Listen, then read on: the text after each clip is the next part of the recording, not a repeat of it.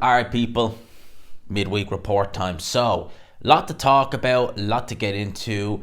Let's just get into the main one. The main thing we're going to be talking about, which is obviously going to be Matchroom versus Queensberry, 5 versus 5 this coming Saturday. Obviously, we are going to be doing a live watch along for it. That's 3 live watch alongs in 3 weekends in a row. And they've been good fun. I have to say I've enjoyed them. I really, truly have. They've been great actually to be doing. I really have to say, I must say, we will do more. I think I need to do more. I did one for the Zone show last weekend, which was just kind of, it was a good fight. Taylor Catterall. It did better than I thought. We need to do more. They are really good fun. They just go long sometimes. You'd be tired, but I did enjoy that.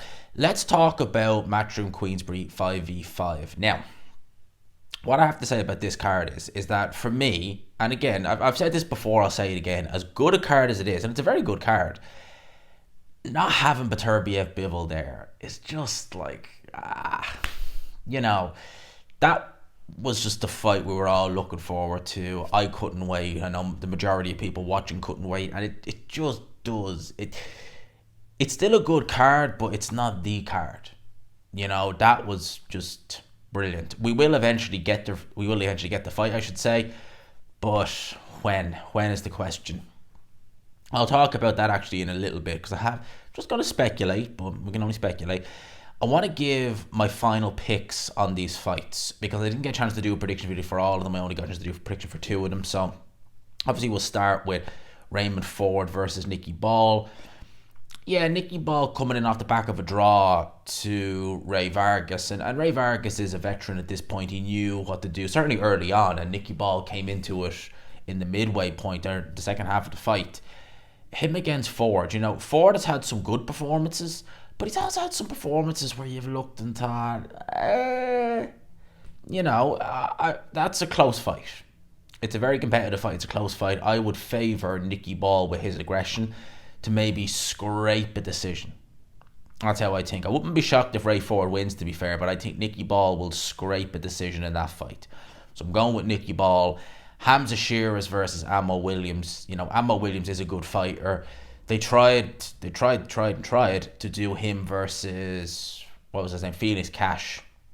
Never happened. Don't think it was Ammo Williams' fault, to be fair. I think it was more, if you have to look at the blame, it looks like it was more on Felix Cash. I mean, Ammo Williams, I think, was there ringside for one of his fights, and he was mentioning the European title. So he's going in there with Hamza Shearers, who I have rated very highly. I think he's a very talented fighter. The only kind of real, do you want to call it a blip? It's not really I guess you could call it that, was the Bradley Skeet fight he had in the Copper Box a couple of years ago, where, a lot of people feel he should have been DQ'd in that fight. A lot of people do. And I don't think Bradley Skeet fought again after that fight. In fact, he didn't. And Bradley Skeet has success in that fight. So a lot of people have looked at that and said, that happened against Bradley Skeet. Since then, though, he has looked a lot better. He's won all the fights by knockout. Jazz Smith, River Wilson, Bent, Liam Williams. That was a real. I didn't see a first round knockout coming. I thought he'd win, but that surprised me. He is the captain of Queensberry, and coming in there with a lot of form, a lot of momentum. I think he's going to win this fight. And I wouldn't be shocked if he stops Ammo Williams, to be honest with you. I really wouldn't. I wouldn't be shocked. Willie Hutchinson versus Craig Richards. Yeah. I don't want to be disrespectful to Willie Hutchinson. I don't really want to be disrespectful to the fight itself. But this is kind of the, it's on an undercard, and it really is an undercard type fight. It's just there. Richards is a solid, I would say he's European level. He's a solid fighter. He's very solid. He's not quite got that it factor to go to world level. Willie Hutchinson is 25 years old. Yeah, that Lennox Clark fight from a couple of years ago, I can't get that fight out of my head. And, he never looked $1 million even before that. And unless he can really put it all together, it's going to be Craig Richards, and Craig Richards big. So I think that's a fairly slam dunk one, the Matchroom there.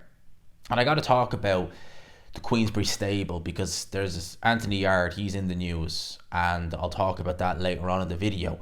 I will talk about Dimitri Bivol versus Malik Zinad. I think it's how you say that guy's name. Yeah, look, 22-0. He is from Libya, but now makes his home in Malta. Okay.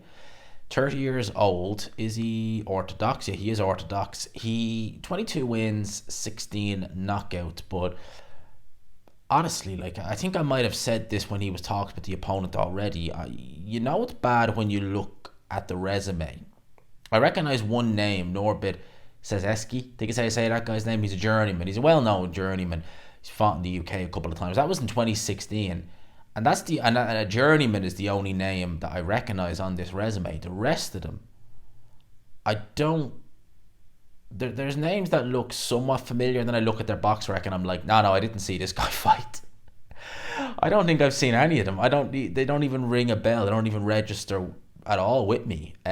These names, to be 100% honest. Now it's not a good sign when Bivol's going in there with someone and you just look and you're like, who the hell are these guys he's fighting? Honestly, like, who the hell are they? So I would imagine Bivol. Look, I've picked Bivol to win by knockout a few times and he's not done it. So I'm going to say save money on Bivol to win by points. That's not part of the Matchroom Queensberry show, by the way, in terms of the who wins the final head-to-head. So that's just there. I would imagine that's going to be co-main, or might not even be co-main, actually. I'd probably do Dubois Hrgovic as co-main in the nicest way to Dmitry Bivol. He needs a Beterbiev to be a main event. So that is the world title fight. And obviously I've given my pick on Dubois Hrgovic. I think Hrgovic is going to win that fight. And I've given my pick on Wilder Zhang. I think Zhilei Zhang is going to win that fight. I think they're both very good fights. I think they're exceptional fights. But I do think that Zhilei Zhang and Filip Hrgovic are going to win, which would mean we have a Matchroom winner. We have a Queensberry winner. Who will win? So I've got Nicky Ball winning on points, which is, I think, a point for Queensberry. I've got Craig Richards probably winning by stoppage. So that's 2 points for Matchroom. I've got Hamza Shearers winning by stoppage. So is that an extra point? Is that 3 points? Because he's the captain? Or is that 4 points? Either way, Queensberry will take a lead with that. I have Hrgovic winning against Dubois on points, which will bring back a point. I think I've got Queensberry winning this. I think I have Queensberry winning the Matchroom versus Queensberry. I think that, just judging by my picks, that's how it's going to go. Might not go that way on fight night. We got to wait and see. Could you imagine? Frank Warren looks 10 years younger. If he beats Eddie Hearn on this show, I mean, my guy's going to be like Bob Arum when he's 92, traveling all around the world, because this is going to just he's already reinvigorated. This is going to knock an extra 20 years off his age. Seriously, if he beats Eddie Hearn. In terms of fights that have been actually announced this week, well, I say announced, we haven't seen the press conference or anything like that, but the Tyson Fury Oleksandr Usyk rematch, Turki Al Sheikh has said, is going to happen on December the 21st, just in time for Christmas, the Saturday before Christmas. Nice, happy Christmas. That's a good Christmas present. That will take place in Riyadh. Now, the reason why I look at that and I think, okay, I've already talked about this in a separate video. I think that the fight will happen. I think Fury will go ahead with it, because I think now he's really got no other options. He does have the Anthony Joshua fight, of course, but in a sense of there's no gimmick fights. I think that's the thing. There's none of these kind of gimmicky fights, cash grabs or stuff like that. He doesn't have a title to milk, so he can't milk the lineal title. He can't milk the WBC title. So he's kind of got to do it, because now that he's lost his O, he's lost his belt, he can't run around and try and claim, well, I'm the lineal heavyweight champion, so, there you go, it's a world title fight. He doesn't have any of that to try and, kick the can down the road anymore. So now that he doesn't have that, I think that he's going to be more inclined to just take this fight. Whether he pulls out with injuries and stuff like that, that's a whole different topic altogether. I wouldn't be shocked if he did, to be honest with you. Of course not. He's done it in the past. Why wouldn't he do it again? But I think kind of now it's just going to be a case of, right, just go into the rematch, see what happens. Because, again, the longer you leave it, I genuinely think he kicked the can down the road, hoping Oleksandr Usyk would grow old overnight, and it ended up going the other way around. Fury had more miles on the clock, and it ultimately showed in the fight. So that's going to happen on December the 21st. I wouldn't be shocked if we get Beterbiev Bivol on the undercard. I wouldn't be shocked, because the Saudis, it just seems like they can just make big fight after big fight on the same card happen. Wouldn't rule out seeing it. I'm not saying it will happen, but I wouldn't rule out Beterbiev Bivol being on that card. I genuinely wouldn't rule it out, because it's a big show. You want a big co-main event for a big main event, and maybe if you were the Saudis, you'd look at the rematch and think, if it's not got the caveat of undisputed, which it's likely it won't, it's likely Oleksandr Usyk is going to get stripped. If it doesn't have that, you would want a really big undercard fight just to kind of, just tick that box. Where undisputed did that last time, we now need something else this time, and maybe there you go. There's undisputed, just that light heavyweight. So I'm not an insider. I don't know, but I wouldn't rule it out. Because they're talking about doing it at the end of this year anyway with Turby at Bivol. So, yeah, look, better we get it in December than not get it at all. So let's wait and see there. Let's have a look, see what else is there, because Eddie Hearn has actually said the IBF will likely strip Oleksandr Usyk, or he'll vacate one or the other. So yeah, Joshua could be facing the winner of Filip Hrgovic versus Daniel Dubois for that vacant title in Wembley Stadium. What I will say is that it wouldn't shock me if Deontay Wilder beats Zhilei Zhang, they'll do Joshua Wilder instead. It wouldn't shock me because it's such a big fight.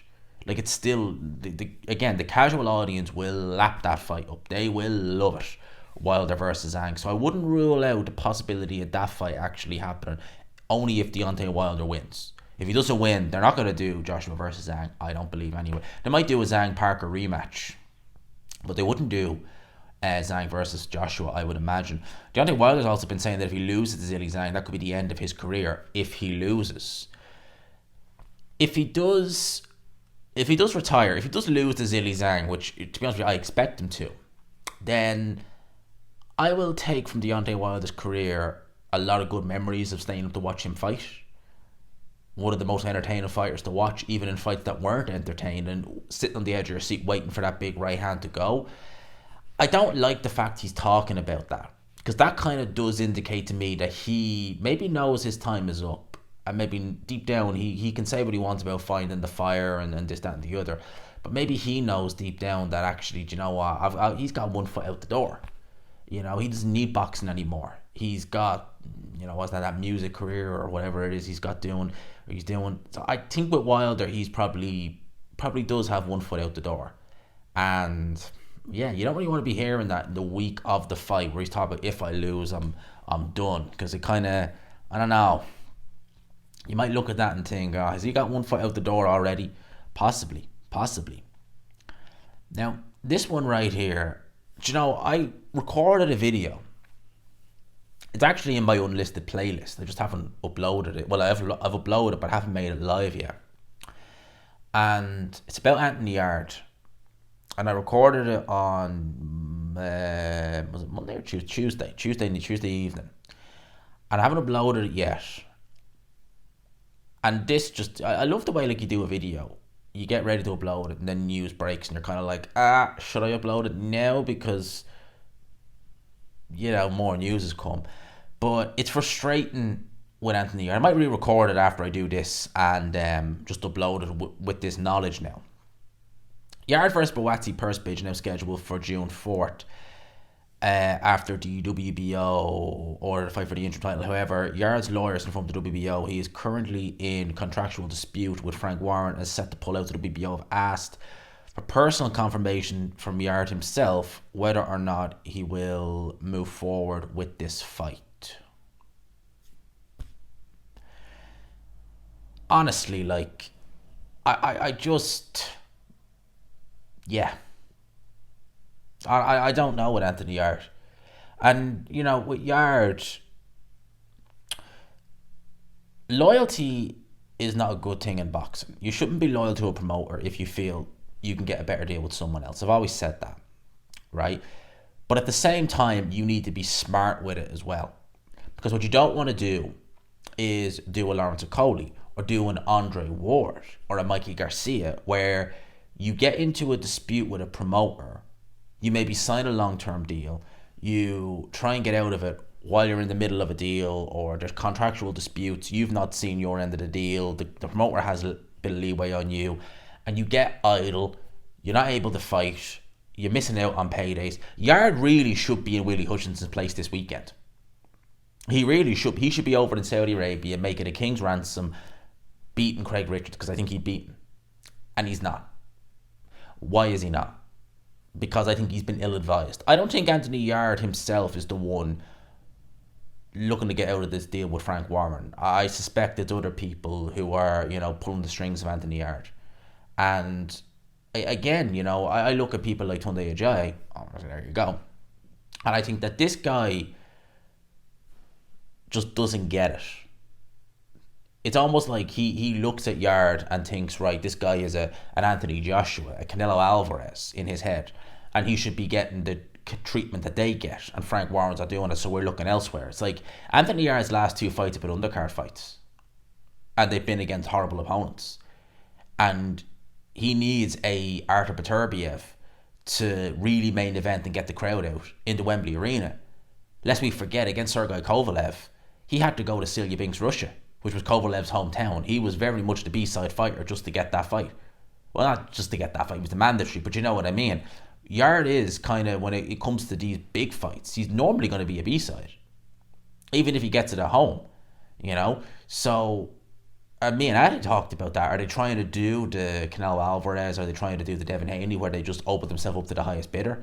Again, that works for a Devin Haney. That works for a Canelo Alvarez, especially because he's the biggest name in boxing. That's not going to work for an Anthony Yarde.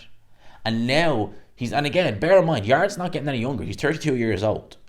So what is he going to do? He doesn't have much time. If he loses a year of his career, he's then 33 years old. More the super middleweights are moving up. And I think Yarde, do you know what? I probably will upload that video tomorrow morning, because I'll have a listen to it. I haven't listened to it since I uploaded it. And if it's fairly relevant without this being in, I might just slap a caveat in, or a disclaimer in the comment section saying this was recorded prior to this, because I'm pretty much repeating what I was saying in that video. And Yarde's frustrating, because I think that's a waste. We're looking at a waste of talent. I think we're looking at a lost world champion in Anthony Yarde. And I think the reason why we're looking at a lost world champion is because he chose loyalty to a trainer, which is just as detrimental as having loyalty to a promoter. Tunde took Yarde as far as he's ever going to take him. And he's still with him. And yeah, I'll talk about that more. You'll see that in a separate video. Now, Joseph Parker is on Instagram today, looking like he's bulked up. And you know what I say about heavyweights who go and pack on unnecessary weight for reasons I really don't know. I don't like it, quite frankly. It doesn't tend to work very well. Oleksandr Usyk showed that you don't need to bulk up. You need to fight at a weight that's right for you, maintain your advantages, and you're good to go. But Joseph Parker, clearly not. Clearly not. Let's see what Joseph Parker does next. I will always say I think Joe Parker in the mid to high 230s is his best weight. When he gets into the high 240s, or God forbid the 250s. When he fought Joe Joyce, he weighed in the 250s, and I said at the time, he's going to get knocked out. I said he won't be able to move, he'll be tired, he's not going to have the same foot. His feet are not the quickest, and they're quicker at 235 than they are at 250, whatever it was. And I was like, Joyce won't be able to miss him, he won't be able to get out of the way of the shots, and he'll get taken out. And that's exactly what happened. That literally, when I saw that weight at the time in September 2022, I said he's going to get knocked out. That's exactly what's going to happen. And that's what exactly happened. He got knocked out. Go figure. I don't like seeing heavyweights. See, I'm very old school with that. And I like the old school training methods. I really do. And I would always be very adamant. I'd always be very, dogmatic in the old way that I'm like, no, if you fight, you look good at this weight, you don't need to pack on. When have you ever seen heavyweights, maybe with the exception of someone like a Tyson Fury, pack on loads of excess weight and be better? It's very rare. Like Oleksandr Usyk, again, I go back to him, came up from cruiserweight. He was probably weighing between 215 to 220 at cruiserweight anyway. So all he was doing was just, living life training normally without the weight cut at the end. And he's undisputed heavyweight champion of the world. And he's 200. He was, 40 odd pounds lighter than Tyson Fury on fight night? There you go. You don't need to be bulking up. And I'll maintain that, and I'll always be adamant about that. You don't need to. You absolutely don't need to. Mike Tyson confirmed that he will still go ahead with his fight on July the 20th despite his medical incident over the weekend. Yeah, like, honestly, like, I just, like, why? I get it from money, but, like, why? Just, like, and it's going to go on his record, and yeah, yeah. Anyway, move on. Canelo Alvarez is reportedly planning to vacate his IBF super middleweight world title rather than go through against William Skull next. Honestly, I have to look up William Skull. I've never even heard of him. I really haven't. I've never heard of him. I really don't know what he brings to the table, to be honest with you. I really, truly don't. Let's see what else there is. I did see Scott Fitzgerald is back in shape and planning to fight again. He's fought just once, it says here, since 2019. I'm not going to read the rest of it because, but it's been sad seeing what's happened to Scott Fitzgerald. 2019 was a high point for him. He beat Anthony Fowler, great fight. Really enjoyed that fight. Beat Ted Cheeseman for the British title. I think that was for the British title anyway. Yeah, it was actually. I don't think him versus Fowler. That was a 10-rounder, so it wasn't for the British title. 2019, he looked like he was going on to great things. That's 5 years ago. What a waste. What a waste. Listen. Maybe getting in the ring, and because the last time we seen him was on the undercard of Parker versus Chisora 1. I think that was the one anyway. And he did not look good at all in those interviews. Really didn't look good. What I would be saying to him is maybe boxing, no, but fitness, yes. A lot of fighters will say who go through, certain issues with drink and stuff like that, they need to get back into boxing. And for some, I think it might be probably not the best idea because you might be gone too far. But getting into just pure fitness, like going for a run, staying in shape, keeping yourself physically fit without getting in the ring, is probably the best thing you can do, or certainly one of them. If you're ever going through any struggles or anything like that, it can be a grind. Oh boy, it can. When you're waking up and you're feeling down, you're going through crap in your life, it can be one of the hardest things in the world to actually get yourself up and out the door to do some training. But when you do it, there's nothing better. And maybe that's what he needs to be doing. Because when you read the problems he's had and stuff that has been proven not guilty for, you're just like, how did you get into this mess? And I wish him all the best. Honestly, I really do. I wish Scott Fitzgerald all the absolute best. Because I enjoyed watching him fight. He seemed like a cool guy. I just wish him all the best. I really do. I hope that if he is coming back to boxing, that it doesn't end up. He doesn't end up coming into boxing in a good place and leaving it in a worse place. I hope that doesn't happen. Seems Naoya Inoue will not fight Sam Goodman next, which might free him up for September in Wembley Stadium. Could you imagine Inoue in Wembley Stadium? That will be, lads. Inoue in Wembley on Joshua's undercard. Imagine saying that. Blimey. Terence Crawford has now been made WBC champion in recess at 147 pounds as he's set to face Israel Madrimov next. Also, the WBC final eliminator. Oh, it's also a final eliminator to determine a mandatory challenger for Spence Fondora. Yeah, Spence is apparently going to fight Fondora in October. I don't know. I really don't see that ending well for Errol Spence. The more I look back on it, prime Errol Spence, yeah, he beats Fondora. He absolutely beats Fondora. I'd be fairly adamant he beats Fondora. He won't be able to miss him probably. And you know what it is. You know exactly what it is. They want to do Crawford Spence 2 at 154 in a consolidation. It wouldn't be for undisputed, but it would be a consolidation of those. It's not going to happen. It's not going to happen. They're not going to do it. I don't think Spence is going to beat Fondora. And even if he does, he's going to take a lot of punishment, and then he'll take a big shellacking against Crawford again. Just shellacking and Derek Chisora just go hand in hand, don't they, these days? That's why it comes to mind when you hear it. But yeah, I don't want to see it. I think Spence should quit while he's ahead and leave boxing with his faculties. It's going to be a really hard fight against Fondora. Even if he gets through it, he's in for an even harder fight and a terrible beating again against Terence Crawford. I really don't want to see it. Let's have a quick look-see on boxing scene before we finish up here. Let's have an old look-see. Is Fury damaged goods for the Usyk rematch? I'd say there's a very good chance he is. To be honest with you. What else is there?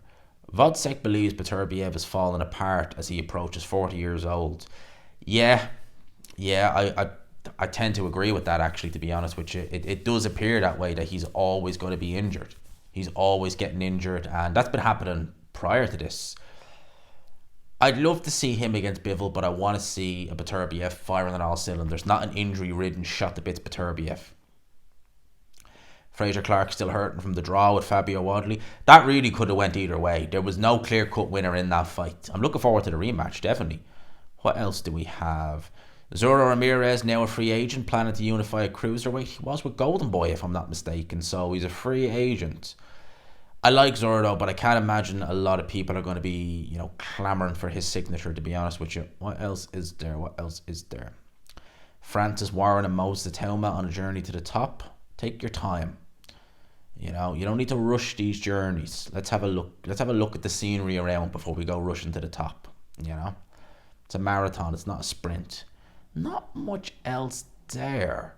Now, I have to say, not a great deal else there. So I will leave it there. Hope you enjoyed the video there, people. I'll leave it there. Smash the like button if you could. Hit subscribe, of course, if you haven't already. Let me know your thoughts in the comment section. Like I said, live watch along this weekend. Oh yes, lads, it's going to be good fun. Lads and lassies, I'll leave it there. Peace.